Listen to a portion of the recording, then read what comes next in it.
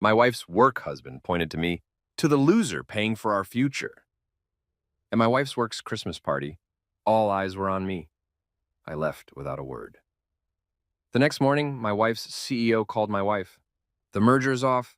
Tell your lover to never step foot in this office again. And you should call your husband and start begging. I should have realized something was off when Madison spent 3 hours getting ready for what she called a work party. 3 whole hours.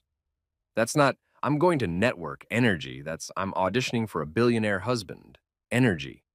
She claimed it was the Brightwell Capital Christmas Gala, a corporate event that, in her words, could change careers. Translation, it's where overpaid finance people pretend they're at the Met Gala while secretly checking who got promoted and who got Botox. Now, I've seen Madison get ready for date nights, weddings, even funerals, but this? She went full Hollywood, hair in soft curls, smoky eyes, that expensive red dress that looked like it came with a liability waiver. When she stepped out of the bathroom, the mirror gasped. She twirled once and asked, "Do I look okay?" "Okay," I said. "You look like a merger deal. Overvalued and risky." She laughed, a practiced little giggle that used to sound cute when we were broke and in love. Now it sounded rehearsed.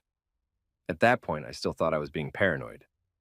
We'd had a rough few months, long work hours, missed dinners, her new project lead role that seemed to involve more cocktails than spreadsheets.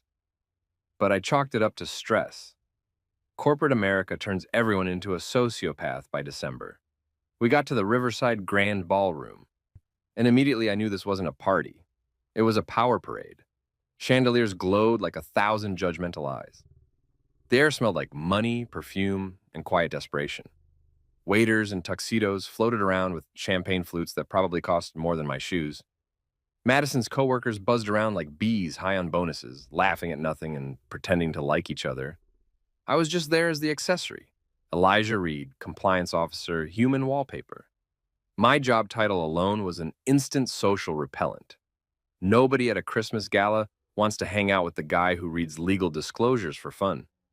Madison introduced me around, her tone the same one people use when they show off a rescue dog. He's shy, but harmless. And then I saw him, Trent Holloway. The name alone makes you picture a man who says synergy unironically.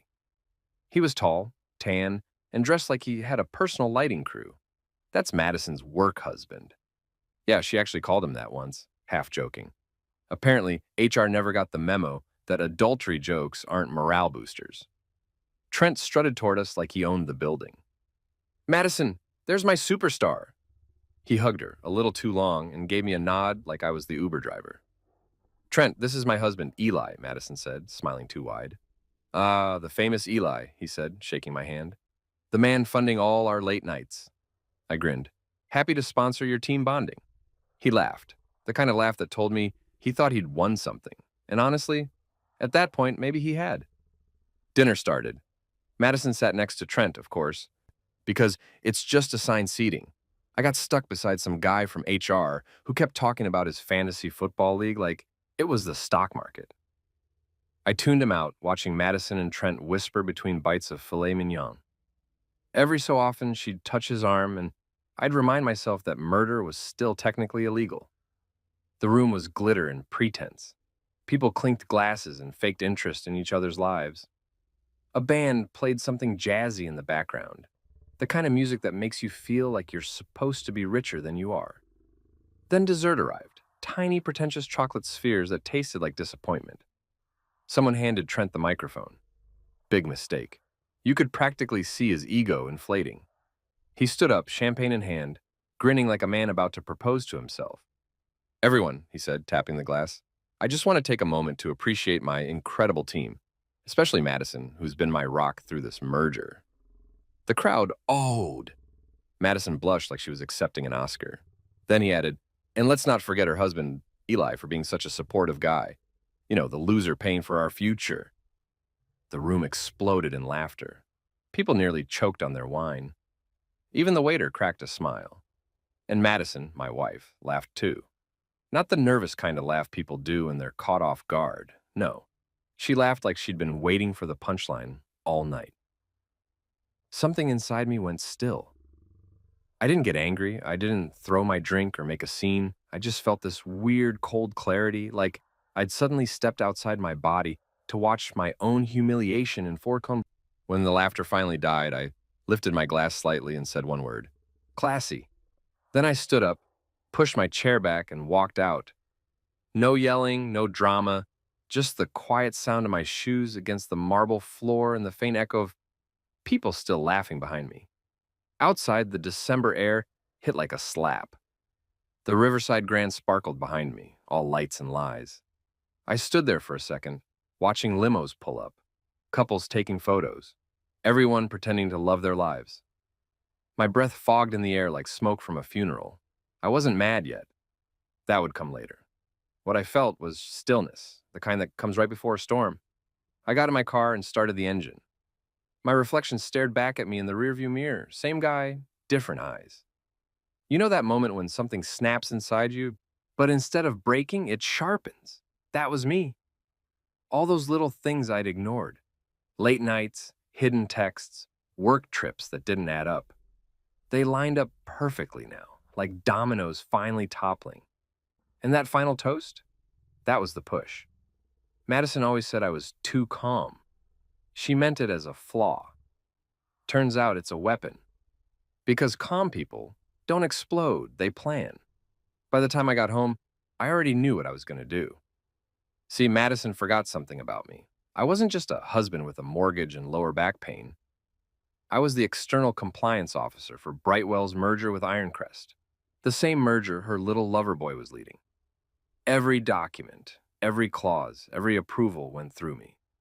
And somewhere, buried in that mountain of corporate paperwork, was a clause I'd written myself years ago. A tiny, harmless-looking line that required one final signature: mine. Without it, the merger couldn't close. No signature, no payout, and no future for Brightwell or Ironcrest. In short, I was the loser paying for their future, and I'd just decided the future was canceled. When I pulled into our driveway, Madison's text popped up. "Eli, where did you go? It was just a joke." I stared at the screen and typed back, "Yeah, I'll be laughing soon too." Then I deleted it. Silence was better. Silence made people nervous. I walked into the house, still immaculate, still full of her perfume. On the kitchen counter sat the champagne bottle we'd planned to open when the merger closed. I uncorked it, poured a glass, and toasted to myself. "To the loser paying for our future," I muttered, smiling. "Cheers, buddy." The bubbles burned going down to upstairs. Her vanity lights were still on, her perfume bottle tipped over like a casualty. Her jewelry lay scattered, diamonds and deceit. I turned off the light, shut the door, and sat down in my office. The glow from the computer screen filled the room. One login, one digital signature retracted, and just like that, the corporate castle she built her affair on started to crumble. Funny thing about paperwork, it doesn't shout, it whispers. It kills quietly, like good poison. Outside, snow started to fall, soft and unbothered, blanketing the world like a clean slate. By the time she came home, tipsy and glowing, the first cracks were already forming in her shiny world. She kissed my cheek and said, "You left so suddenly. People asked about you." "Did they, Juan?" I said, smiling. "What did you tell them?" "That you weren't feeling well." "Not wrong," I said, and I was sick of pretending. She didn't get it. Not yet. But she would. Because the next morning, when her phone started ringing with panic from her office, and her boss's cheerful voice turned icy, she'd realized that her husband wasn't the loser after all. He was the compliance officer, and he'd just filed for emotional bankruptcy on her entire future. The drive home after the gala was quiet. Not peaceful quiet. More like the kind of silence you get right before a bomb goes off. My mind replayed Trent's toast on loop. "To the loser paying for our future." Every syllable crawled under my skin like bad radio static. People think humiliation is loud. It's not. It's a quiet, surgical cut you feel hours later when you're alone with your steering wheel and your pride bleeding out. I parked the car, stepped into the house, and tossed my jacket on the couch. Madison's heels were by the door, her perfume still hanging in the air like expensive guilt.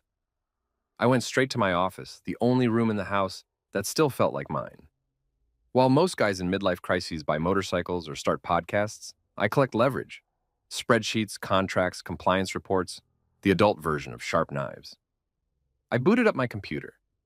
The glow of the monitor hit me like caffeine for the soul. Madison called once, ignored, and then again declined. By the third call, I turned the phone face down. Her ringtone used to make me smile. Now it sounded like a mosquito I wanted to swat. The thing is, she forgot who I was. Everyone did. They saw me as the quiet husband, the guy who double-checks receipts and corrects grammar in group emails. They didn't realize quiet men are dangerous. We listen, we notice, we remember. And in my case, I remembered everything. Brightwell Capital's merger with Ironcrest Holdings was Madison's golden ticket. She'd been bragging about it for months. Trent says this merger will change everything. She'd say, eyes sparkling like she was quoting scripture. Yeah, it'll change everything, all right, especially once I'm done with it. See, I wasn't just some random spouse on the sidelines. I was the external compliance officer assigned to review and certify every damn document tied to that merger. Buried deep in the 432-page agreement, page 327, paragraph 7, was a clause I'd written back when Brightwell was still trying to look ethical. Final approval contingent upon independent compliance certification.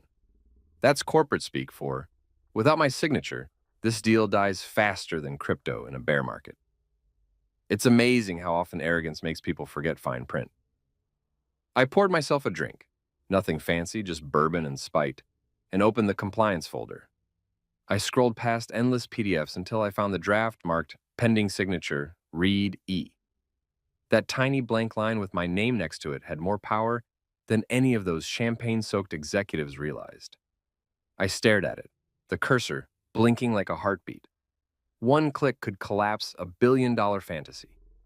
Madison used to tell me I wasn't ambitious enough. You don't think big, she'd say. That's the thing about people like her. They confuse loud for strong. They think real power walks into a room wearing Prada and a fake smile. Real power sits in the dark, holding the pen that decides who gets to keep theirs. I leaned back sipping bourbon. My reflection in the monitor looked calm, too calm. I could feel the edges of a smile forming. This wasn't revenge yet. It was reconnaissance. Step 1, understand the battlefield. Step 2, find the pressure points. Step 3, press. My phone buzzed again, this time a text from my buddy Ty, who worked in accounting at Brightwell. Ty's one of those guys who knows everything before HR does. His text read, "Heard about the toast. What a clown. You good?" I replied, "Better than I've been in years," because I knew something they didn't. This wasn't about heartbreak anymore. It was about symmetry. They humiliated me in public. I'd returned the favor in paperwork.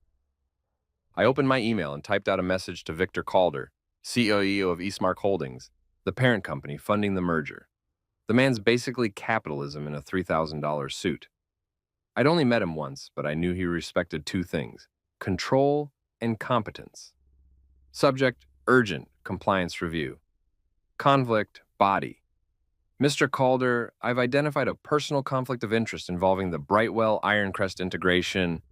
Request immediate call to discuss withdrawal of certification. Regards, Elijah Reed. I hovered over send for a moment. Then I thought about Trent's smug grin, the way Madison laughed, and I hit send like I was firing a bullet. It took Calder 5 minutes to reply. Call in 5. 5 minutes later, my phone lit up. His voice was gravel and money. You said urgent? Yes, sir. I'm withdrawing my compliance signature from the Brightwell Ironcrest merger. He didn't even ask why at first. You could practically hear him flipping through mental files. Then, after a beat, reason? Personal conflict of interest, I said. Silence, then a low hum of understanding. The man's been in business long enough to know what that really meant. Names? Trent Holloway, Madison Reed. He exhaled through his nose. Understood. Consider it handled. Just like that. No drama, no 20-minute explanation, just calm execution. That's the difference between power and noise. Power doesn't need to shout. It delegates. When I hung up, I laughed for the first time all night. A small, dangerous laugh. The kind that makes the dog tilt its head like, "You good, man?" I sat there swirling the bourbon, picturing the chain reaction.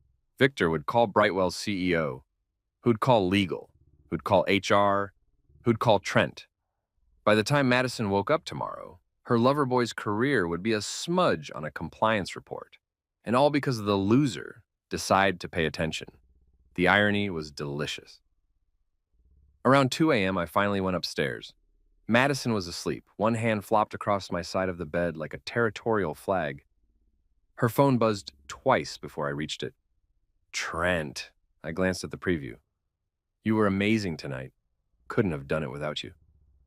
I smiled. You sure won't do it without her tomorrow? I whispered, putting the phone back down. She stirred and mumbled, Eli? Yeah? Where'd you go tonight? Just needed air, she sighed. You didn't like the toast, huh? It was memorable. She turned over. It was just a joke. Sure, I said softly. Everyone's laughing. She fell back asleep. I stared at the ceiling, counting down the hours until daylight like a kid waiting for Christmas, except Santa was bringing layoffs. When morning hit, I brewed coffee like it was a religious ritual. Madison came down in her robe, humming, phone in hand. Big day, she said. The merger announcement goes live today. Trent says the press release drops at 9 sharp. I smiled behind my mug. He's going to have quite a morning. She laughed. Don't be jealous, Eli. It's just business. Yeah, I said. That's what I love about business. It's fair. She kissed my cheek on autopilot, grabbed her purse, and left. I watched her drive away, the red dress from last night hanging off the back seat like a warning flag. The second her car turned the corner, I opened my inbox. New email from Calder's assistant. Compliance withdrawal acknowledged, audit to commence immediately. Attached was a short internal memo marked confidential. Notify Brightwell Legal and HR of immediate freeze on merger activities pending compliance review. Translation: panic. By 9:15, my phone started lighting up like a Christmas tree. Ty texted again. Bro, what did you do? The merger's on hold. Trent looks like he's seen a ghost. I typed back, tell him ghosts are real. I'm one of them. Because that's what I'd been all along. The invisible man at the table, the one they forgot, could see everything. They mocked the guy in the shadows, not realizing the shadows worked for him. I leaned back in my chair, watching the morning sunlight crawl across my desk. There was something poetic about it. Last night, they toasted under chandeliers. Today, they'd squint under fluorescent lights while HR asked questions nobody wants to answer. People always mistake patience for weakness. But patience is just revenge on layaway. I opened my Spotify and played a little jazz, something smooth, fitting for the occasion. Then I checked my calendar. I had no meetings today, no obligations, no reason to rush. Just a front row seat to a corporate meltdown. At noon, Madison texted me. Can you believe it? Trent said there's a sudden compliance audit. Everyone's losing it. I typed, crazy world. Then muted her thread. Some men blow up relationships with screaming matches or slam doors. I prefer signatures and clauses. Clean, silent, permanent. By the time she got home tonight, her perfect little world would already be halfway through the shredder. And maybe, just maybe, she'd finally understand what kind of man she'd mocked. Because I wasn't the loser paying for their future. I was the man writing the terms and conditions of it. By 9 a.m. the next morning, Brightwell Capital was already in meltdown mode. I didn't even need to check the news. You could feel it in the air. The kind of tension that makes your phone vibrate with texts from people who never remembered your birthday before. The first call came from Victor Calder, the big man himself, the guy whose company, Eastmark Holdings, was bankrolling the Brightwell Ironcrest merger. If CEOs had spirit animals, his would be a bald eagle with a law degree. My phone buzzed, and I picked up on the second ring. Calder, I greeted, pretending I hadn't been waiting for this exact moment, with the calm of a monk and the grin of a wolf. He didn't waste time. You said urgent last night. What's the situation? I'm withdrawing my compliance signature on the Brightwell Ironcrest deal. I said, casually, like I was canceling a dinner reservation. He went quiet. I could practically hear him running a mental background check on my soul. Reason? He asked finally, his tone all business, but with a faint edge of curiosity. Personal conflict of interest. There was another pause. Short, sharp, and heavy. The kind of silence that only men who run billion-dollar empires can pull off. Then Calder's voice dropped half an octave. Names? Trent Holloway, Madison Reed. He didn't ask for details. Didn't need them. Calder had been in the corporate trenches long enough to translate that code instantly. A subordinate sleeping with the compliance officer's wife? That's not gossip. That's a corporate homicide waiting to happen. Understood, he said simply. Consider it handled. And just like that, the wheels started turning. I could imagine the chain reaction. Calder's assistant pinging Brightwell's CEO, Elaine Grayson, at 9:00 sharp. Elaine choking on her latte at 9:06. Legal getting the emergency memo at 9:10. HR checking security footage by 9:12, and Trent Holloway sweating through his overpriced suit by 9:15. Meanwhile, I was sitting at my kitchen counter eating scrambled eggs, humming Sinatra.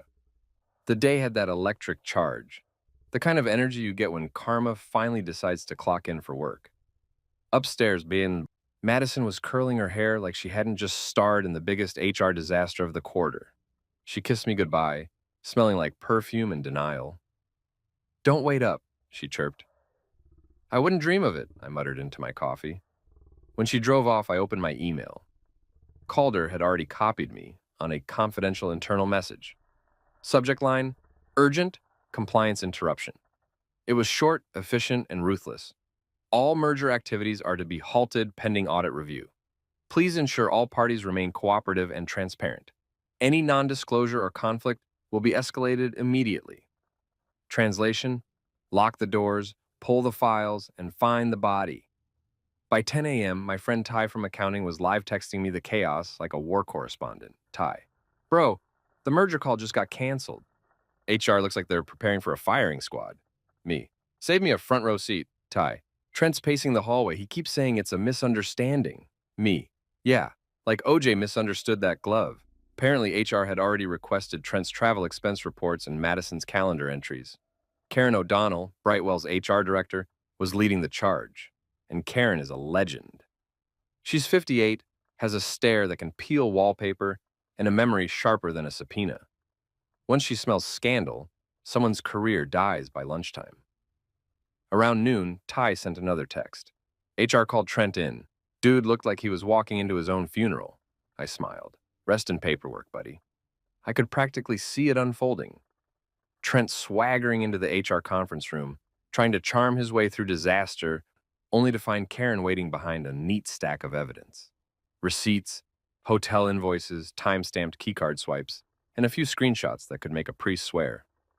Care to explain these, Mr. Holloway? She'd ask, sliding a folder across the table. Team meetings? Team meetings at the Hyatt Regency in Chicago?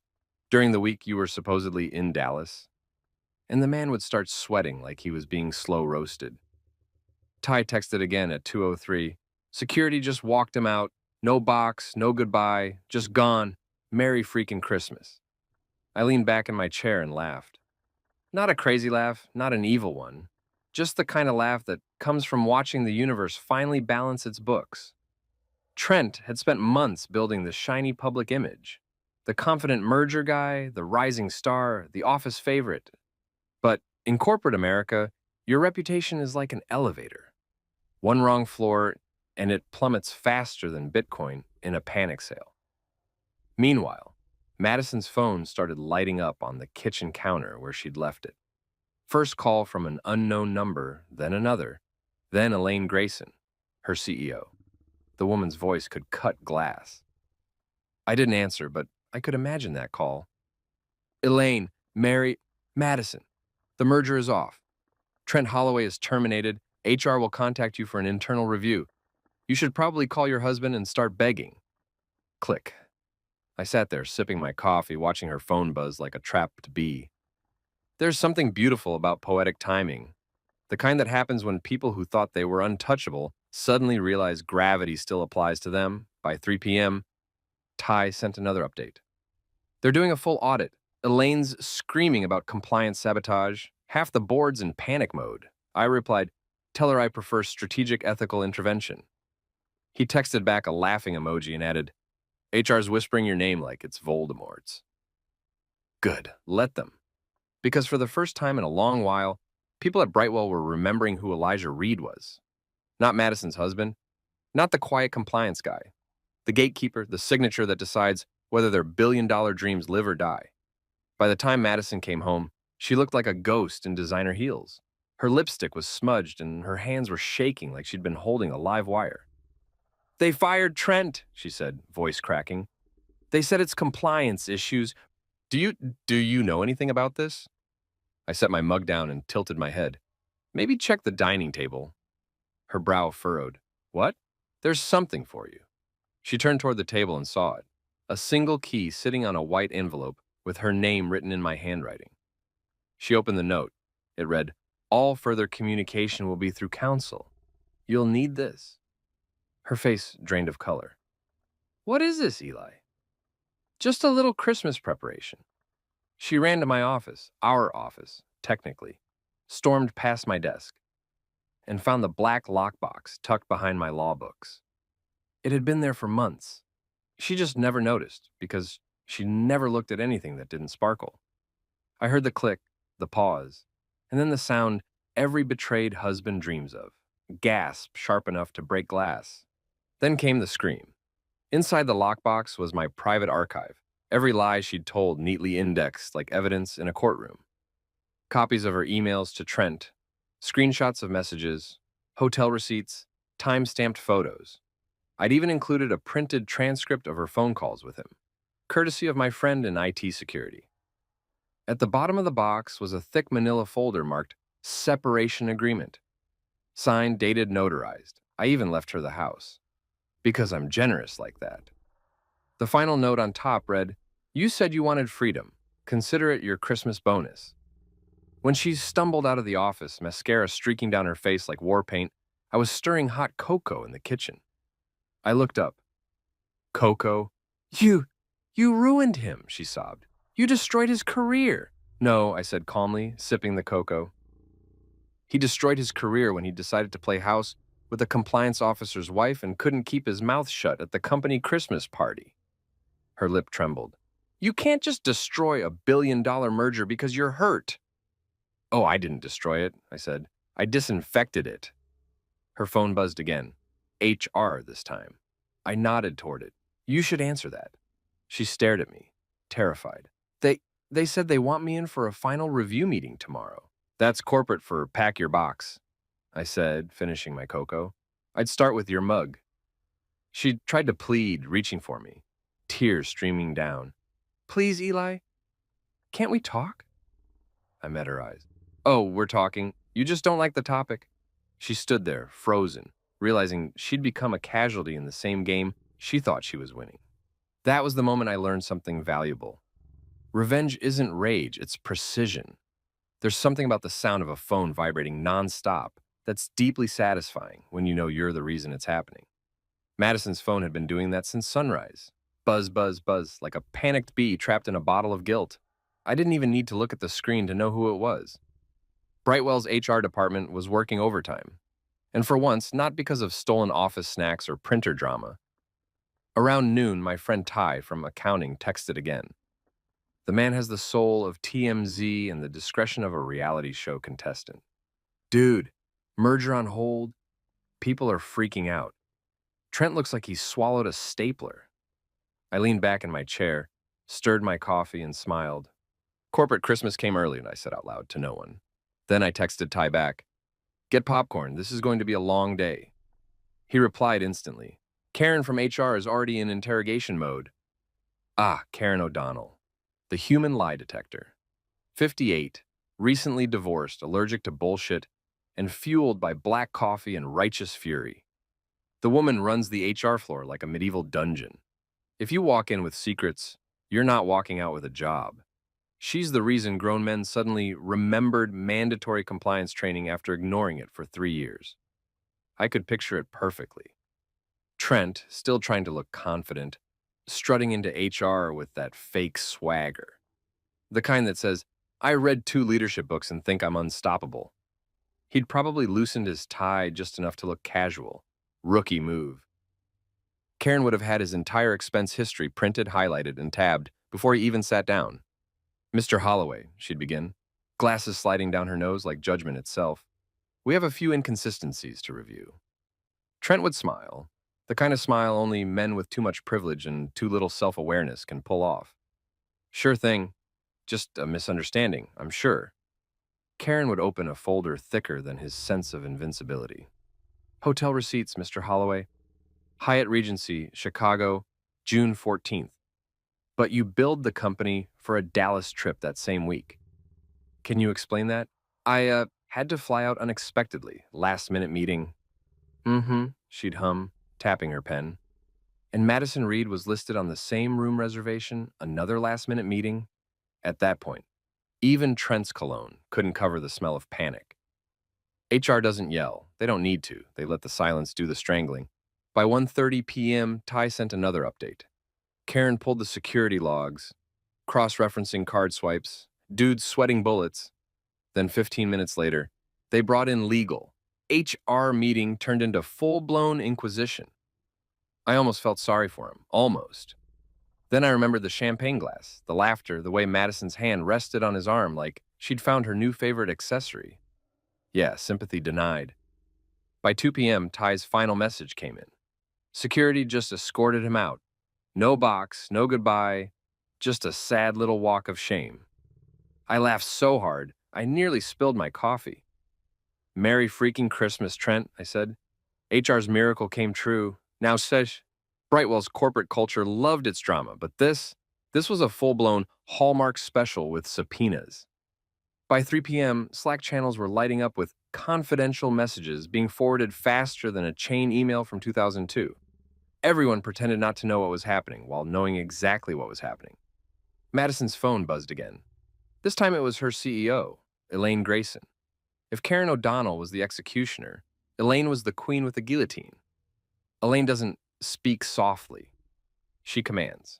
She doesn't say good morning, she says, results. The woman runs on caffeine, fear, and quarterly profits. I didn't answer Madison's phone, but I could practically write the transcript in my head. Elaine, Mary, she'd start, trying that sugar-sweet tone she uses when she's in trouble. Madison, the merger is off. What? Why? You can thank your lover. He's been escorted out. Compliance flagged multiple conflicts of interest, and you're part of the review. Elaine, I swear I didn't... Stop. Save it. Legal's involved. HR will contact you in the morning. And if you're smart, you'll start calling your husband and begging. Click. End of conversation. Madison would just stand there, phone still in hand as her world caught fire.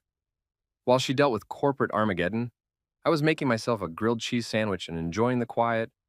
Revenge doesn't need to be loud. Sometimes it's just butter sizzling on a pan while chaos screams elsewhere. The funny part? HR didn't even know how deep the rabbit hole went. I'd been quietly collecting data for months, ever since Madison started working late 3 nights a week and her calendar conveniently disappeared every time I walked past her laptop. She thought I was oblivious. Nah. I was building a case file that could make the FBI nod in approval. By the time Ty called me later that afternoon, Brightwell was in full crisis mode. Bro, I'm not even exaggerating, he said, breathless from laughter. Trent's name is already gone from the company directory. IT revoked his access before he made it to the elevator.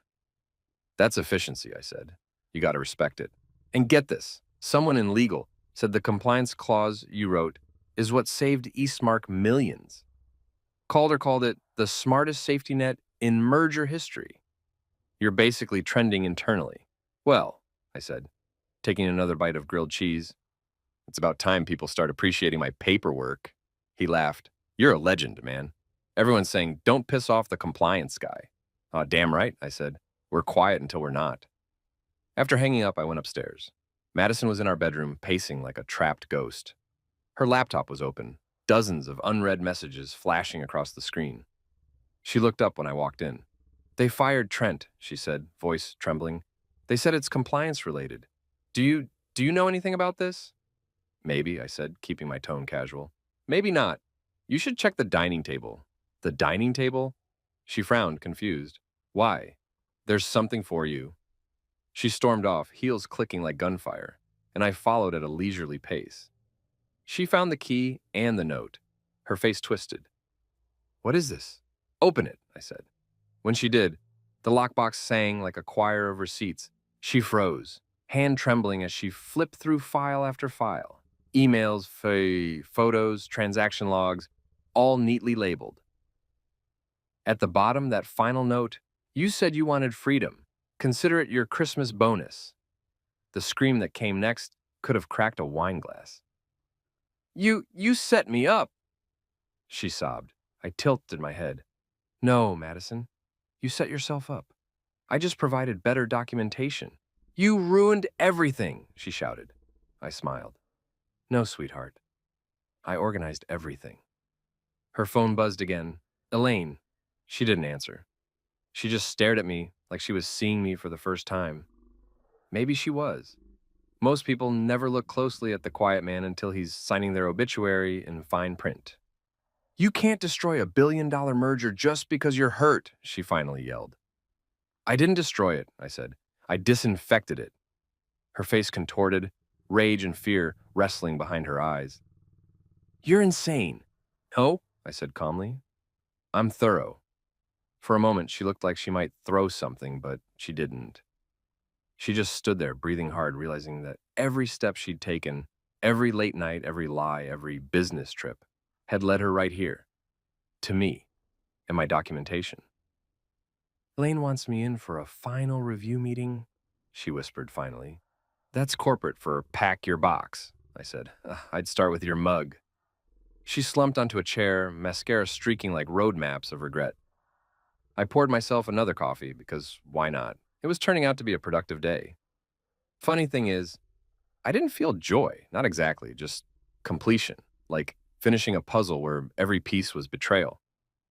I'd been patient, methodical, precise. People always said I lacked ambition. Turns out I just had different goals. That night, when I finally lay down, the house was quiet. Madison slept fitfully beside me, mumbling apologies to people who'd already stopped caring. I stared at the ceiling, thinking about Trent, how he must have looked handing over his key card to security. The same guy who once toasted to the loser paying for our future was now the punchline of a cautionary tale. And somewhere in the HR department, Karen O'Donnell probably closed her final report, sipped her coffee, and muttered, "Merry Christmas" to me. Because in the end, it wasn't just my revenge. It was HR's Christmas miracle. If guilt had a sound, it would be the silence that filled my house that afternoon. The kind of silence that buzzed in your ears, heavy with all the words that were about to explode. Madison sat on the couch in our living room like a crashed computer. Pretty exterior, zero response. She hadn't said a thing since her call with HR. Even the dog Winston kept his distance, like he knew his human privileges were temporarily suspended. She looked up when I walked in, eyes red, hands trembling around her phone. They fired Trent, she said again, because apparently she thought if she repeated it enough times, the universe might reverse it. They said it's compliance issues. Eli, please, do you know anything about this? I nodded toward the dining table. Maybe check there. Her head tilted, confused. What? The table. You'll find something for you. She frowned, walked over and found it. A small brass key sitting on a folded note with her name written neatly on top. She blinked. What's this? Open it, I said, my tone calm, casual. You know, the way you sound when you're about to detonate someone's entire emotional infrastructure. She read the note first. All further communication will be through counsel. You'll need this. I watched her confusion twist into dread. Counsel? She repeated softly. Then she looked at me and her voice cracked. Eli, what did you do? Just some overdue filing. She rushed toward my office, that key clutched in her shaking hand. I followed at a slow, measured pace, the way a lawyer walks into a courtroom when he already knows the verdict. My office was exactly how I liked it. Clean, organized, and mildly intimidating. She darted straight to the bookshelf, scanning like a bloodhound until she spotted the black lockbox tucked between my old law journals. It was a modest little thing. Matte finish, combination latch, nothing fancy. But to me, it was the holy grail of patience. She inserted the key, clicked it open, and froze. For a moment, there was no sound, just the faint hum of the ceiling fan, the ticking clock, and her breathing, sharp, shallow, ragged.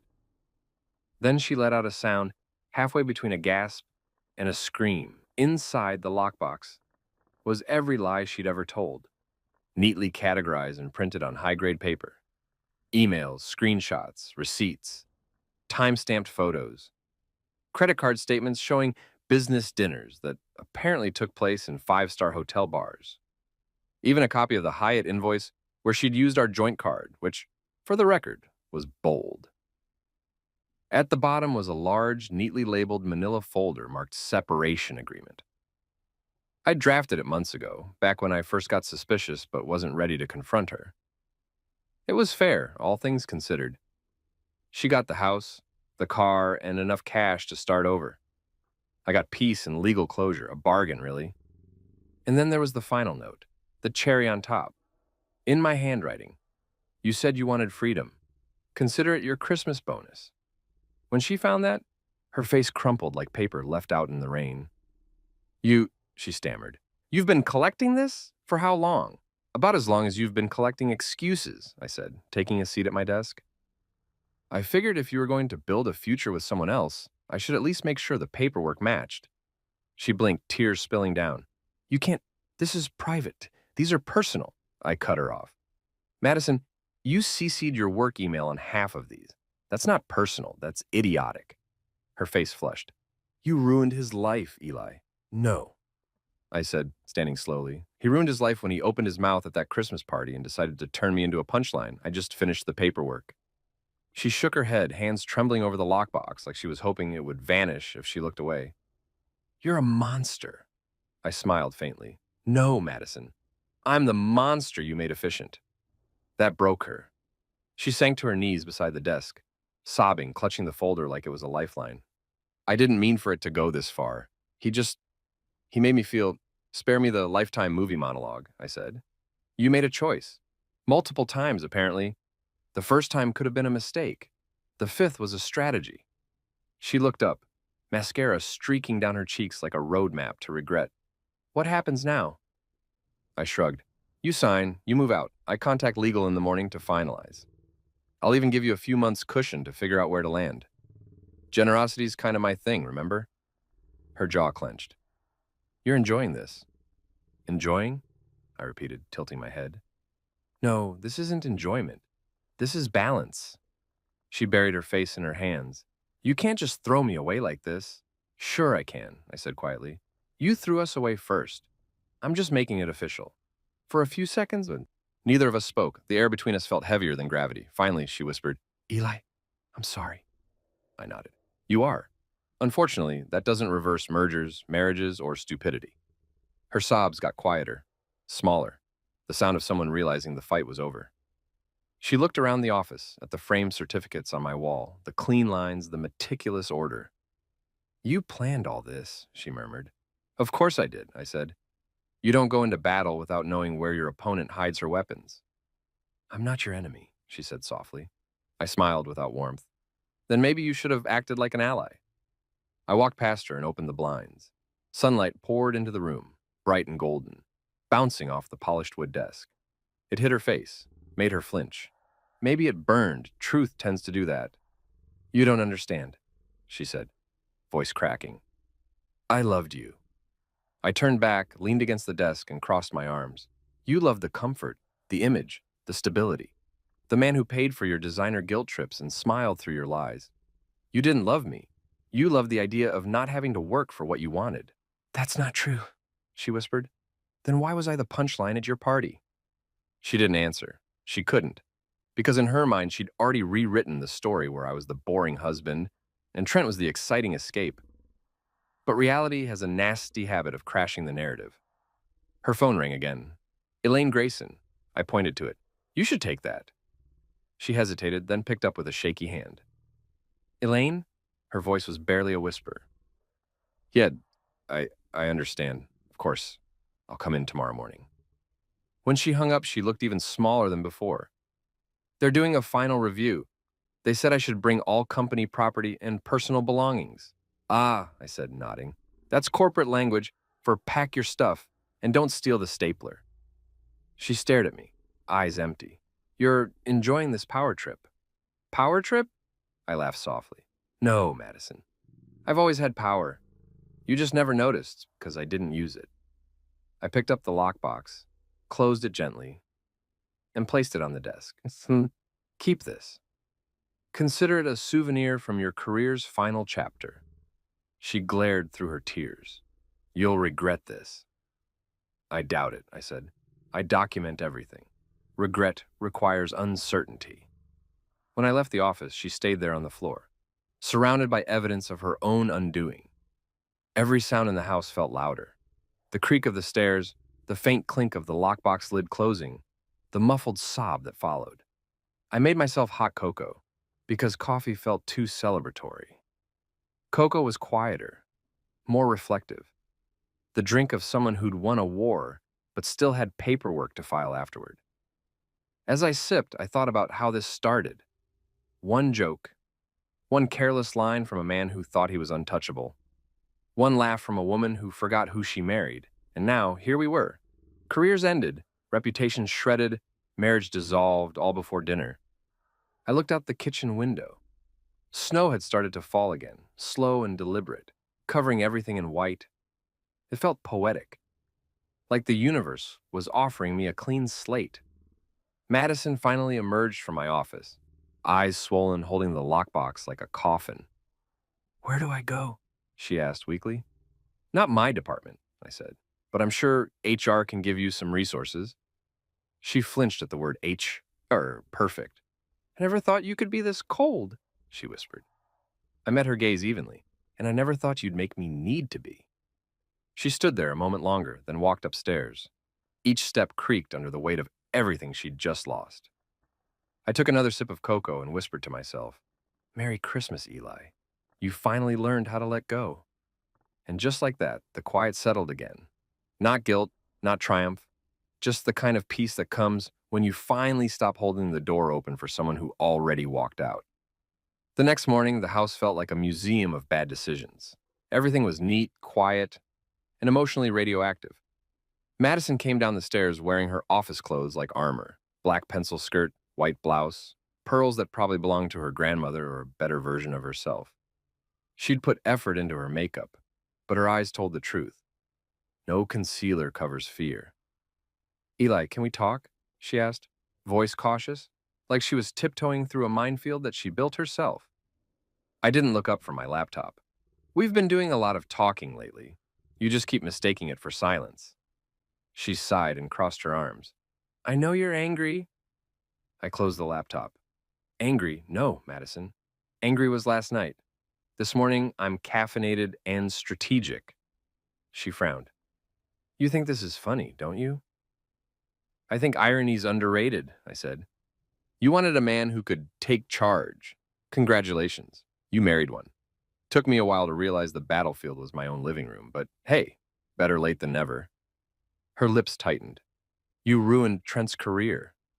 I tilted my head. No, Trent ruined his career when he bragged at a public event about sleeping with his compliance officer's wife. You know how rare that combination is? It's like telling a cop you've been speeding while handing him your license. Her voice rose. You could have handled it privately. Like you handled your affair privately? Or like you handled my dignity publicly, I said. Pick one. She glared, her composure starting to crack. You can't destroy $1 billion merger because you're hurt. I didn't destroy it. I disinfected it, I said calmly, sipping my coffee. There's a big difference. You're impossible. And yet you still said I do. Funny how contracts lose value when people stop reading the fine print. Her phone buzzed again. She jumped, checking the screen, then exhaled shakily. It's HR. They want me to come in early. I nodded. You should answer that. Might be your last scheduled meeting. She hesitated. What are they going to do? Same thing they did to Trent, I said, setting my mug down. Ask you questions you can't answer without crying. She looked like she wanted to throw something, but the fear in her eyes stopped her. You think you're untouchable, don't you? No, Madison, I said softly. I just know where the traps are. You built yours out of ego. I built mine out of documentation. She took a shaky breath. I loved you, I smirked. Past tense noted. Her eyes welled up. Can't we start over? Fix this? I laughed, genuinely laughed. Start over? Madison, this isn't Monopoly. You don't get to pass, go, and collect forgiveness. She wiped her tears with the back of her hand. You're cruel. No, I said. You're just finally seeing what patience looks like when it snaps. The air between us went still, thick with everything we weren't saying. Then she spoke again, quieter this time. I made a mistake. I leaned back, watching her. No, you made a series of choices. Mistakes are when you forget to set the oven timer. Choices are when you schedule hotel rooms under fake names. She flinched. I don't even know who you are anymore. That's because you never bothered to learn, I said. You saw what I provided, not who I was. You wanted comfort, stability, a husband who wouldn't argue when you started disappearing on Thursday nights. You got exactly what you wanted until you didn't. Why didn't you stop me? She whispered. If you knew all this time. I chuckled. Oh, I tried. Remember those little talks I used to start? The ones you brushed off with, you're overthinking, Eli? Turns out I wasn't overthinking. I was pre-documenting. She winced like I'd slapped her. So this was your plan? Humiliate me? No. My plan was to live quietly and drink coffee in peace. You turned it into a case study. The silence stretched so long it started humming. She looked around the kitchen like it could save her. The marble counters, the perfectly arranged fruit bowl, the house she was about to lose. Then she said softly, You know, everyone at work used to think you were boring. I smiled. I am boring until I'm not. Her phone rang again. She ignored it this time. Elaine's going to fire me, isn't she? Final review meeting, Rashai, I said. That's corporate for, we've already printed your termination letter, but want to watch you squirm one last time. She sat down at the counter across from me. You don't have to do this. Do what? Breathe, exist, hold you accountable? I asked. Because apparently I do have to do those things since you didn't. You've changed. Good, I said. Change is healthy. Some of us grow. Some of us just grow reckless. Her face softened. I never wanted to hurt you. Yet here we are, I said. Intentions don't erase actions, Madison. That's not how accountability works. She looked away, her voice barely audible. What are people going to think? About what? That two corporate professionals had a messy divorce? Welcome to LinkedIn, Tragedy Edition. She shot me a glare through her tears. You always have to make a joke. It's my coping mechanism. Keeps me from hiring a billboard. She pressed her palms to her face. I hate this. So does Trent, I said. But hey, at least you'll have something in common again. That one landed. She didn't say anything for a long time after that, just sat there, quiet, staring into nothing. Then she whispered, He's gone. They wiped his ID from the system, revoked his accounts. He texted me last night, said I ruined him. I raised an eyebrow. He's not wrong, though, in fairness, you had help. You don't even feel bad for him? I took a slow sip of my coffee. Do I look like a sympathy subscription service? The man mocked me in public. Actions. Consequences. It's simple math. He lost everything. So did I said. Difference is, I built mine back better. She blinked, realizing for the first time that this wasn't a game she could talk her way out of. She stood up, straightened her blouse, and tried to gather what was left of her dignity. I'll go, she said weakly. Elaine's waiting. I nodded. Good idea. Don't forget your badge. It makes the walk out faster. She stopped by the door and turned back. Eli, please, don't make this uglier than it already is. I smiled faintly. Oh, sweetheart, you already handled that. I'm just doing cleanup. And with that, she left. When the door shut, I let out a breath I didn't know I'd been holding. The house finally exhaled with me. The quiet wasn't heavy this time. It was peaceful. The kind of peace you get when the storm's over, and all that's left is debris and clarity. A few hours later, Ty called. Dude, I just saw Madison in the lobby. HR escort. She looked like she was walking the Green Mile. I leaned back in my chair. Corporate execution day, huh? Yep, he said, laughing. Elaine's been on a rampage. Trent's name got blacklisted from 3 partner firms already. And Madison? Man, rumor is they're cutting ties completely. No severance. Harsh, I said, though I didn't mean it. Maybe she can start a consulting firm. Betrayal and Associates. Ty burst out laughing. You're evil. I'm efficient, I corrected. After hanging up, I poured myself another cup of coffee. The house felt lighter. The weight was gone.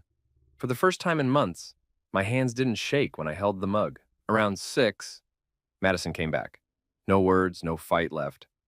She looked smaller somehow, like someone had deflated her ego and replaced it with shame. She dropped a white envelope on the counter. They terminated me, she said flatly. I'm shocked, I said with the kind of tone that could get me an Oscar nomination. They said HR found discrepancies in my expense reports. They're considering pressing charges. I raised an eyebrow. Sounds like they've got a great compliance officer. Her eyes filled again. What am I supposed to do now? I shrugged. Maybe write a book. How to Lose a Husband and a Career in 10 Business Days. She stared at me. You used to be kind. I used to be blind, I corrected. Turns out the cure was paperwork. She sank into a chair, defeated. I don't have anywhere to go. I stood. Then you should start packing while you still live here rent-free. She blinked at me, like she couldn't believe I meant it. You can't mean that. Oh, I do, I said. Well, the house is in your name for now, but that changes in a week once the agreement clears. After that, it's mine again. You can keep the memories, though. They depreciate slower. Her voice cracked. Eli, please. Madison, I interrupted. You burned it down. I'm just sweeping the ashes. For once, she didn't argue. She just nodded, wiped her tears, and walked away. As the door closed behind her, I exhaled long and deep. There was no satisfaction, no triumph, just the strange, quiet relief of closure. The kind of ending you don't celebrate, you document. Because at the end of the day, all I'd really done was enforce compliance. Personal, professional, emotional. Every box checked. There's something poetic about revenge hitting its stride while you're eating curly fries. Maybe it's the symmetry. Everyone else's life spinning out of control, while yours comes salted, crispy, and served with ketchup. I checked into a hotel that afternoon right after Madison's final review meeting. She hadn't called since, which was fine. I'd had enough crying, shouting, and emotional grandstanding to last me through 3 soap operas and a Taylor Swift album. The hotel was quiet, modern, anonymous. My favorite kind of freedom. I ordered a burger, extra pickles, and turned on the news because why not see the empire burn in high definition? It didn't take long. By evening, the financial ticker was running a new headline. Brightwell Ironcrest merger postponed indefinitely amid compliance concerns. I raised my glass of cola like a man toasting his own patience. There it was, official confirmation that karma reads contracts. My phone buzzed. Ty, of course. Ty. Bro, they're losing it. HR, legal, finance, everyone's crying. Trent's LinkedIn changed to open to work before lunch. Me. Damn. Fast recovery. Ty. Madison's gone too. Restructuring, they said. That's HR for we don't negotiate with cheaters. Me. Efficient. Ty. Elaine's speech this morning was brutal. She actually said, and I quote, integrity isn't optional, it's a job requirement. People clapped, like standing ovation. Me. I told you HR was going to have its Christmas miracle. Ty. Dude, she's your ex. You okay? Me. Ty. I'm eating fries and watching poetic justice unfold. I'm better than okay. The thing about revenge is, people expect fireworks, shouting, dramatic endings. But no one talks about the quiet after. The stillness that comes when your enemies finally trip on their own arrogance and you're left with peace, delicious, debt-free peace. I took a bite of my burger, wiped my hands, and opened my laptop. My inbox was a corporate graveyard. HR thank yous, legal commendations, and one especially satisfying email from Eastmark Holdings compliance team. Mr. Reed, we appreciate your timely intervention and dedication to professional integrity. Please expect contact from our executive team regarding potential consultancy opportunities. Translation. They wanted me to fix the mess Madison and Trent made and get paid to do it. Life has a twisted sense of humor. I leaned back, grinning. Madison once said my job was boring. Compliance isn't sexy, she told me. Yeah? Tell that to the man whose name now scared entire boardrooms. Around 7, Ty texted again. Trent tried calling Elaine. Security escorted him out again. Man's really committed to this walk of shame tour. I laughed so hard I choked on a fry. Corporate persistence, I muttered. You gotta respect the hustle. I flipped onto social media out of curiosity. LinkedIn was buzzing like a funeral. Posts about ethics, accountability, and new beginnings were everywhere. Brightwell employees doing moral gymnastics to pretend they hadn't laughed at Trent's toast 2 nights ago. My favorite post was from one of Madison's coworkers, a woman named Chloe, who'd once complimented me on my tie, but called me quietly irrelevant when she thought I couldn't hear. Her post read, "At Brightwell, we believe integrity is the foundation of progress. Tough times reveal true character." Oh, really, Chloe? You didn't seem too worried about true character when you were filming Trent's speech for Instagram. I clicked like. Petty? Sure. Therapeutic? Absolutely. By 9, my burger was gone, my inbox full of validation, and my phone blissfully silent. Madison hadn't texted once, which meant she was probably drowning in regret or boxed wine. Either way, peace was mine. I switched off the TV and stretched, feeling something I hadn't in months: control. The next morning, I woke up to 3 missed calls from an unknown number. Probably Madison or her mother, who used to tell me, "You're lucky she chose you." Yeah, about that. Seems like luck finally took my side.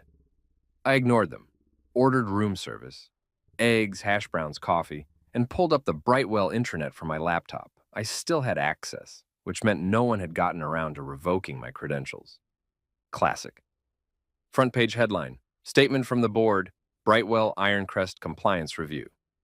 Below it, a letter full of legal padding and PR spin. Brightwell, capital values integrity and transparency.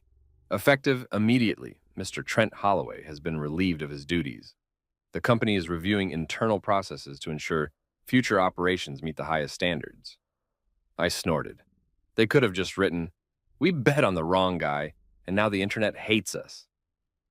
Scrolling down I noticed something even better: my name. Buried in the paragraph, there it was.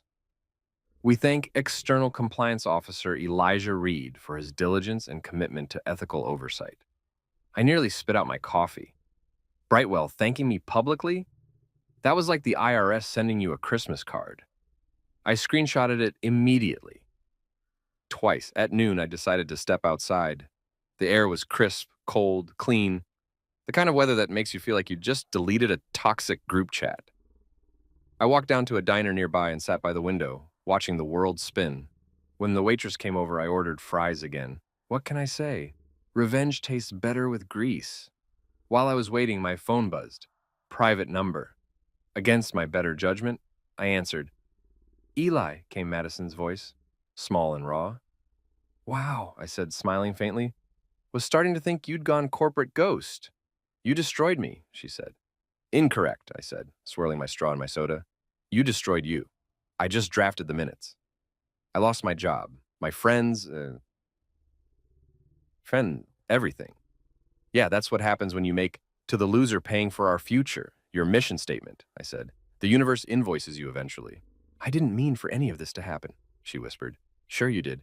You just didn't expect consequences." "You're cruel," she said. "No, Madison, I am consistent." There was silence. I could hear her breathing, uneven, tired. "Are you happy now?" "Happy?" I repeated. "No." "Satisfied?" "Yeah." "Happiness is temporary." "Satisfaction comes with documentation." She sniffed. "You loved me once." "I also loved Blockbuster," I said. "Times change." That ended the call.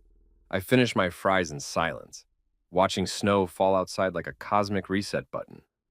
When the waitress came to refill my drink, she smiled and said, "You look like a man who just got promoted or divorced." I chuckled, both technically. Back at the hotel, I checked my email again. Another one from Eastmark, this time from Calder's assistant, setting up a meeting. They wanted to discuss my potential long-term involvement in rebuilding the merger under new management. I leaned back and whistled. Madison used to say I'd never be more than a background player in the corporate game. Funny, now I was the referee. The next few days rolled by in calm, deliberate satisfaction. HR wrapped their investigation, legal closed their files, and Trent went dark. His LinkedIn activity vanished, which meant either he deleted it or his Wi-Fi couldn't reach unemployment. Madison sent one last text. "I wish we could have fixed this." I stared at it for a while, then deleted it. Some messages don't need replies, they just need an ending. Ty called again later that week, excitement in his voice. "Bro, guess what? The merger's coming back under new leadership. And guess who the board just appointed as interim compliance director?" I didn't even have to guess. "You, man. Elijah freaking Reed." I smiled. Guess the loser finally paid off. He laughed. Legendary comeback. You're officially Brightwell's redemption arc. Don't tell Madison, I said dryly. She'd call it ironic. I hung up, leaned back, and watched the city lights flicker outside my window. And everything that had crumbled was now rebuilding, without the people who tried to destroy me. And I didn't have to yell, fight, or lose my dignity. I just had to be patient, quiet, and smarter than the chaos. As I scrolled through the day's news, I caught one more headline before closing the laptop. Former executives under review for breach of conduct. Eastmark appoints new oversight board. And there it was, my final confirmation that the storm had passed. I grabbed my jacket, headed downstairs, and walked to the diner again. The waitress smiled when she saw me. Back for fries? Back for peace, I said. The fries are just tradition. Because sometimes victory isn't champagne or fireworks. Sometimes it's a booth by the window, a plate of fries, and the knowledge that everyone who underestimated you is now Googling job openings. And me? I was just getting started. You ever notice how redemption feels better when no one sees it coming? Like, one week you're the boring compliance guy eating reheated pizza in a corner office, and the next, you're the headline everyone pretends to be proud of. That's how January opened for me. Cold air, clean slate, and the faint sound of my enemies realizing they'd been demoted to cautionary tales. By the first Monday of the new year, the merger had been relaunched. Same assets, new leadership, new name. Reed strategic integration, mine. Rolls off the tongue, doesn't it? Has that nice balance of corporate credibility and petty revenge disguised as professionalism. It started with a call from Victor Calder. The man didn't do small talk. He did efficiency. Elijah, he said, voice calm and surgical. You handled that compliance fiasco flawlessly. Thank you, sir, I said, trying not to sound too smug. Just doing my job. He chuckled. If more people did their job the way you did, I'd have fewer lawsuits. We'd like to retain you to oversee the rebuild. Full creative control. Compensation to match. I leaned back in my chair at the hotel desk, watching snow fall past the window. Creative control, I repeated. I like the sound of that. Within a week, I had a new office downtown, floor-to-ceiling windows, custom furniture, and a nameplate that read Elijah Reed, Executive Director. Not associate, not consultant, executive. The kind of title that makes your ex's friends choke on their lattes. Brightwell and Ironcrest both came crawling back too. It's funny, corporate apologies sound exactly like romantic ones. We didn't appreciate your contribution enough. We see your value now. Can we start over? Sure, just sign the new deal with my name on top. I wore my best Navy suit that day. The one Madison said made me look too serious. Apparently, too serious gets you 7 figures and a corner office. I stood at the glass conference table while the legal team flipped through documents like nervous students. Every clause, every term, every ounce of leverage flowed through me now. One of the board members, a smug little man who once laughed at Trent's toast, cleared his throat. Mr. Reed, we're delighted you've decided to come back on board. I smiled. Oh, I never left. I just upgraded. The look on his face? Worth more than my signing bonus. News spread fast. Within days, every industry blog and LinkedIn gossip chain was singing the same tune. Elijah Reed returns to lead post-scandal integration. Brightwell's compliance savior spearheads new era of corporate ethics. Corporate journalism really is just fan fiction for people in suits. I didn't mind. Let them romanticize me. I'd earned the mythology, and the best part? Watching people adjust their smiles when they saw me. You know that awkward half-second when someone realizes they used to mock you, but now you sign their checks? That silence? That's the sound of professional revenge sizzling. Even Elaine Grayson, Brightwell's formidable CEO, treated me like royalty now. We met for coffee that week, her assistant fidgeting like a nervous intern beside her. Elaine looked at me over her cup and said, I underestimated you, Elijah. I grinned. That seems to be a recurring theme. She laughed, tight, polite, a little forced. You saved us from a nightmare. If you ever want a seat on the board, I'll let you know, I said, cutting her off gently. Right now, I'm enjoying the view from the top floor. She nodded, clearly annoyed, but smart enough not to push. You can always tell when powerful people realize they're dealing with someone who doesn't need them anymore. They start using words like partnership, and collaboration instead of favor. Later that night, I walked through the empty office alone. It was quiet, the kind of quiet that feels earned. The city lights glowed below, reflecting off the glass walls like a constellation I owned. This was it, the moment where the loser paying for our future became the man everyone now wanted to shake hands with. I got home late and poured myself a drink. Bourbon. Neat, because victory doesn't need ice. I scrolled through my phone half out of habit and noticed a few familiar names in my notifications. Coworkers who'd ignored me suddenly liking my posts. Old classmates leaving comments like, "Always knew you had it in you, bro." Really? Where were you when I was getting roasted over dessert and betrayal?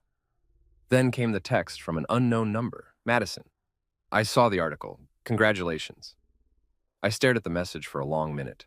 No apology, no explanation, just that. I didn't respond. Some ghosts don't deserve closure. By the next morning, my inbox was a circus. Recruiters, investors, corporate vultures pretending to be visionaries. One guy even offered to ghostwrite my leadership journey for Forbes. I told him I'd rather ghostwrite my ex-wife's job references. But the real satisfaction came during my first all-hands meeting. I stood in front of 100 employees, the same ones who'd once looked at me like background noise. Their applause filled the room. Not fake, not polite, actual respect or maybe fear. Either worked for me. "Good morning," I said, adjusting my mic. "I know it's been a rough few months. A lot of lessons learned, a lot of personnel adjustments." A few awkward laughs rippled through the crowd. But the important thing is, we're still here. Stronger, smarter. And we've all learned one universal truth. Compliance isn't just paperwork. It's protection. The room went silent. I smiled. Now let's build something better. And for God's sake, let's keep our personal lives out of the company newsletters. They laughed then, a genuine relieved laugh. I had them. Respect through sarcasm. My specialty. After the meeting, Ty found me in the hallway, grinning like an idiot. "Bro, you're a legend," he said. "Half the staff's scared of you." "Good," I said. "Fear builds discipline." "Seriously, though," he continued, "you pulled off the impossible. Everyone thought you'd disappear after the gala." "Yeah," I said. "Turns out disappearing works better when you come back with a title and a vengeance." We grabbed lunch later. Burgers again, because tradition matters. Between bites, Ty said, "You ever think about calling her? Just to—" "Nope," I said immediately. "I prefer my peace unsupervised." He laughed. "Fair enough." A week later, Brightwell held a press event. Cameras, reporters, investors, the full PR spectacle. Calder stood on stage beside me, giving his big corporate speech about integrity and innovation. I tuned most of it out until he said, "This relaunch wouldn't be possible without the leadership of Elijah Reed." The applause was loud enough to rattle the microphones. I smiled, shaking hands, nodding graciously. Somewhere out there, Madison had to be watching. And if she wasn't, the universe would make sure someone sent her the clip. After the event, I walked outside, the cold wind hitting my face. A reporter followed, mic in hand. "Mr. Reed," she said breathlessly, "how does it feel to go from background consultant to leading one of the largest corporate recoveries of the year?" I smirked. "Feels like good paperwork pays off." She laughed, jotting it down. "Do you have any advice for others dealing with professional betrayal?" I met her gaze. "Yeah," I said. "Always read the fine print, and never underestimate the quiet guy with access to the documents." That line made the article's headline the next morning. I couldn't have scripted it better. By the end of the quarter, profits were up 18%, the merger back on track, and my personal account heavier than my conscience. People who once ghosted my emails were now scheduling coffee catch-ups. One even sent me an invitation to speak at a leadership summit. The topic, resilience in corporate culture. You can't make this stuff up. But my favorite moment came one evening when I was leaving the office. The janitor, an older guy named Luis, stopped me in the hallway. "You the one who fixed all this mess?" he asked. I smiled. "Depends on who you ask." He nodded approvingly. "Good. Too many people think respect comes from talking loud. Sometimes it comes from knowing when to be quiet and wait." That stuck with me. The man had more wisdom in one sentence than half the boardroom combined. As I drove home that night, city lights flickering past, I realized something. Revenge hadn't made me bitter. It had clarified me. The same quiet man they'd mocked had outlasted them all. Not because I yelled louder, but because I played smarter. Because I knew something they didn't. Paperwork always wins. I parked outside my new apartment, modern, minimalist, everything my old life wasn't. I poured myself a glass of wine, leaned against the window, and watched the snow start to fall again. The same way it had that night. I walked out of the gala, full circle. And for the first time, I wasn't the background character in someone else's story. I was the headline, the comeback kid. After months of chaos, betrayal, and boardroom drama, peace didn't come in some grand gesture. It came in the form of good coffee, real coffee, the kind that doesn't taste like burnt ambition or bad marriage counseling. I moved into a sleek downtown apartment with floor-to-ceiling windows, minimalist furniture, and exactly zero emotional baggage. Everything was neutral tones and clean lines because clutter reminds me of people who talk too much. The view overlooked the river, and when the sunlight hit the glass just right, it felt like the city was apologizing for everything it had put me through. That's where I met her, Sofia Morales. The first time I saw her, she was arguing with the barista at the cafe downstairs because they had misspelled her name on a latte for the third time. She held up the cup, indignant. How hard is it to spell Sophia? It's literally 5 letters, not a treasure map. I laughed, which earned me a glare sharp enough to peel paint. But then she smiled, and the glare melted. You think it's funny? She asked. I think you're dangerously close to starting a coffee revolution, I said. Her eyes narrowed. You on their side or mine? Whoever serves the caffeine faster.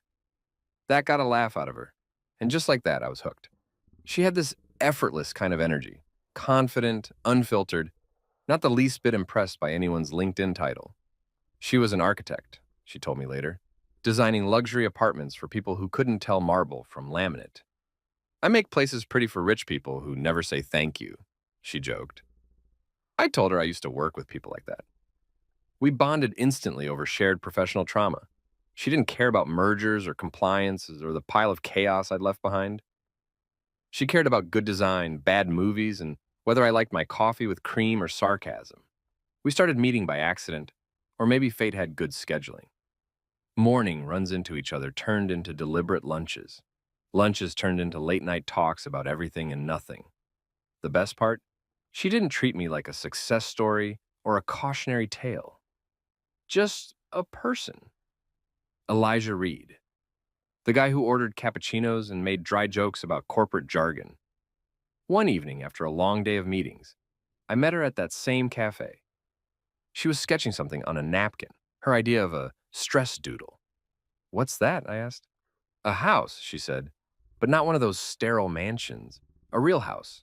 Warm lights, messy kitchen, coffee mugs that don't match. Sounds nice, I said. Unrealistic, but nice. She smiled. You know, not everyone lives by spreadsheets, Mr. Compliance. Hey, I'm reformed, I said.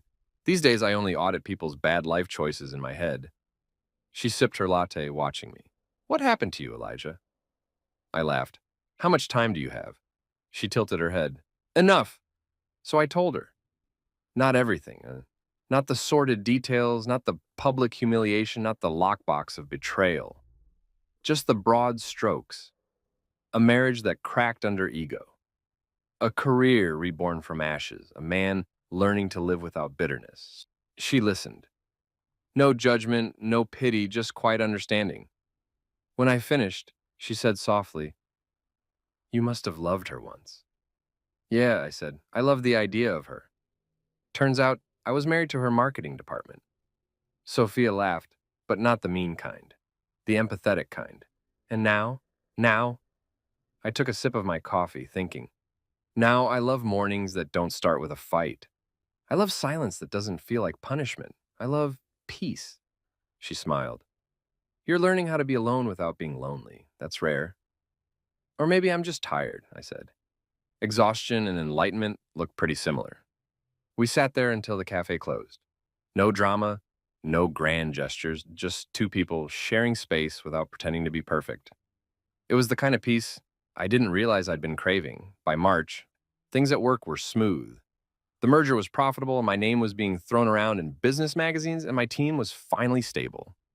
For once, no scandals, no late night damage control, no crying executives. Just work that made sense. People respected me now, or feared me. I couldn't tell which, but I didn't mind either way. Even Elaine Grayson had softened up. She sent me a handwritten thank you card. Something about gratitude for leadership in times of adversity. Translation: thanks for not suing us into oblivion. I pinned it to my office board as a reminder that vindication comes in cursive too. Meanwhile, Sophia and I grew closer. We'd spend Sunday mornings at the farmer's market, arguing over which vendor sold the best bread. She'd drag me to art galleries. I'd counter with wine tastings. It was domestic, but in a comfortable, non-suffocating way. No secrets, no performance, just connection. One evening, we sat on my balcony, city lights glowing below. She leaned her head on my shoulder and asked, "Do you ever think about her?" I didn't even hesitate. Not really. Not even to hate her, I smiled. That would take effort. I'd rather use that energy making pasta with you. She chuckled. "You're deflecting." "Of course," I said. "It's my love language." She elbowed me lightly. "You know, for a man who rebuilt a corporate empire, you're still kind of a mess." "Yeah," I said. "But at least I'm a profitable mess." She kissed my cheek, and for once, I didn't feel like I needed to earn the moment. It was just good, simple. No subtext, no agenda. Then, one morning, my phone buzzed. Unknown number, I ignored it. Then the front desk called. "Mr. Reed," the concierge said, "there's a woman downstairs asking for you. Says she's your wife." I froze mid-sip of my espresso. "Ex-wife," I corrected automatically. "Tell her she's mistaken." "She's very insistent," he said. "Tell her the compliance officer revoked her access," I said, and hung up. Even security laughed. I didn't think about it again. Madison had become a ghost, a memory best left archived. I figured she wanted closure, forgiveness, maybe another chance to explain the unexplainable. But I'd moved on. Not out of revenge, out of evolution. There's a point where you stop fighting the past because you finally realize it can't hit you anymore. That night, Sophia and I sat on the couch watching some terrible reality show where rich people pretended to have problems. She turned to me halfway through an episode about emotional transparency in relationships and said, "You know, you're not bad at this whole moving on thing." I shrugged. I had practice. Corporate scandals are just breakups with spreadsheets. She laughed so hard she nearly spilled her wine. "God, you're insufferable." "Admit it. You love it." "Maybe," she said. "You're the first man I've met who quotes compliance policy like poetry." "It's a rare skill," I said. "Doesn't get me invited to many parties, though." She smiled softly. "Good. I like my peace." Peace. That word hit different now. It wasn't the absence of noise. It was the presence of calm. The quiet moments where you're not waiting for the next shoe to drop. I finally understood that you can't rebuild your life until you stop checking for fire exits. As months passed, the apartment filled with little pieces of her, a mug collection, plants that refused to die, a stack of architecture books that doubled as coasters. We were building something, not a fairy tale, but something real. Sometimes, when I caught her humming while making breakfast, I'd think about how far I'd come, from the guy who walked out of a Christmas gala humiliated, to the man sipping fresh coffee in a kitchen filled with warmth instead of resentment. That's growth. That's closure. That's life. I still got LinkedIn requests from former coworkers who suddenly wanted to reconnect. I ignored most of them. Some bridges aren't worth rebuilding, especially when the view's better from the new one you built yourself. The night before our 1 year anniversary, Sophia handed me a small gift box. Inside was a keychain, a tiny metal tag engraved with the words "Quiet Power." "Thought it fit you," she said. I smiled. "It does, perfectly." Because that's exactly what I'd become. Quiet power. The kind that doesn't yell, doesn't chase, doesn't prove. It just exists, steady and undeniable. The kind that learns that winning isn't about being loud. It's about never needing to be. That night, as we sat on the balcony under a blanket, city lights blinking like approval, I realized something. Revenge fades, but peace sticks around. And I finally had mine. A year after the Brightwell fiasco, I finally understood what winning actually feels like. It's not champagne toasts or viral success stories. It's peace that doesn't ask for permission. It's waking up without checking your phone for disaster. It's knowing the people who once mocked you now lower their voices when your name comes up in meetings. That's real power. Quiet, patient, paper trail approved. My life had gone from survival mode to cruise control. The merger that once nearly tanked the company was now a cash cow. Reed's strategic integration, yeah, still love saying that, had cleared 400 million in its first fiscal year. Reporters called it a comeback story for the books. I called it Tuesday. These days, my calendar wasn't filled with crisis meetings, just golf invites, investor lunches, and the occasional thought leadership interview where someone half my age asked how I managed to stay grounded. Easy. I never forgot that all empires are built on paperwork, and paperwork can end them. Sometimes I'd scroll back through old emails for nostalgia. The ones from Madison's firm, begging for my signature on those doomed merger forms. I'd look at the date, the timestamps, the polite desperation, and smile. That one missing signature was my Mona Lisa. Every masterpiece deserves its frame. Meanwhile, Madison had vanished from the business world entirely. Last I heard, she was living out west, working in event planning for a mid-tier hotel chain. Apparently, she was good at setting up parties, just not surviving the aftermath. I didn't keep tabs, but occasionally someone would mention seeing her LinkedIn profile pop up again, polished and rebranded. Madison Reed, communications specialist. Cute. She'd finally found something she could do without breaking a non-disclosure agreement. And Trent Holloway? Gone. Ghosted by the industry. The man who once bragged about paying for their future couldn't even pay for his own subscription to Relevance. Word around the boardroom was he tried launching a consulting agency, but it folded in 3 months.